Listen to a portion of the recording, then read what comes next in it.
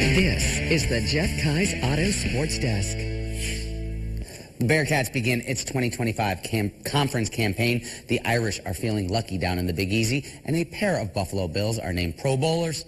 Welcome to the Sports Desk. We tip off the Thursday slate with a trip to the Garden State. Bearcats women's basketball on the road to start its 2025 America East schedule, and the first for head coach Mary Grimes on the Binghamton bench. We spoke with her earlier this year about her thoughts on this year's conference competition. It's a very competitive conference. That's what I like about it. You have your top tier teams that we're trying to break into, with Maine, Albany, and Vermont, so it's very competitive, and I'm excited to attack it. Binghamton attacking NJIT to start the season first quarter. Uniah Boyd taking it to the rack. She gets the contact and the friendly roll. Boyd made the free throw. She had 15 in the game, and Binghamton up early over the Highlanders. Still in the first quarter, it's another sophomore guard with the rock in her hand. Bellapucci goes coast to coast for 2 of her 8 points on the night. Bearcats up 5 after 1 quarter. Second half now, Jaden Welch reversing the offense. Boyd making the extra pass down low to Kendall Bennett. Bennett with a dozen for Binghamton on Thursday. Just under 6 minutes to go here in the fourth. Cam Fourier making a free throw, and that would be the last points of the game for Binghamton. Highlanders scored the last 12 points of the game unanswered, most by free throws. They pick up the 59-48 comeback win over the Bearcats. Syracuse women's basketball also in action on Thursday night. Georgia Woolley with 22 for the Orange, but it is not enough as number 13 Georgia Tech gets the win over Hughes, 85-68. The Sugar Bowl was delayed a day after the terrorist attacks that occurred on New Year's Eve in New Orleans. Fans returned to the Big Easy on Thursday with heightened security all around the Superdome.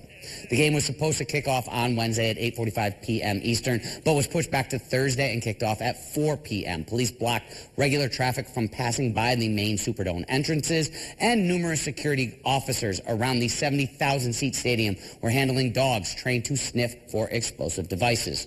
Georgia and Notre Dame fans were both advised to arrive early to the stadium because of the extra security. Superdome also scheduled to host the Super Bowl on February 9th before the singing of the national anthem. A moment of silence lasting close to a half a minute was held at the venue.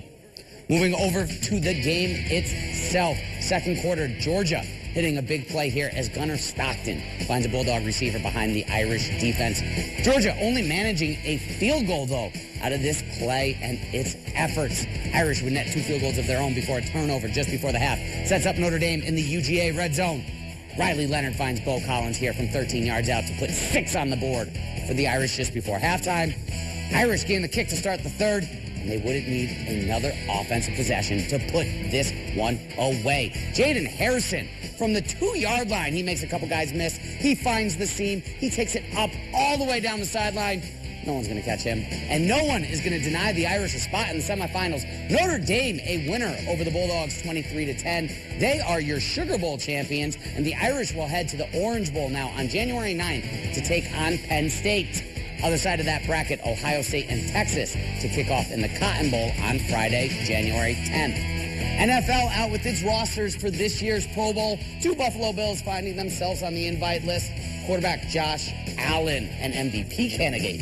Josh Allen leading the way, along with his backside protector, Deion Dawkins, to represent the AFC. Allen this season has 40 total touchdowns and more than 3,700 yards passing. Dexter Lawrence, the lone representative for the Giants on the NFC side. The Big Blue All-Pro has 9 sacks this season, along with 23 solo tackles and 1 forced fumble. No one from the New York Jets found their name on this year's rosters. And finally in the association, the first round of All-Star voting also out on Thursday. Karl-Anthony Towns, who was named the NBA Eastern Conference Player of the Week as well. The third top vote getter for forwards. He's got a starting spot along with Giannis and Jason Tatum. Jalen Brunson, 4th in voting for the Eastern Conference when it comes to its guards. That's going to be it for this evening. We are back tomorrow for more for the Sports Desk. But until then, I'm going to go ahead and throw this right back on over to you, Autria.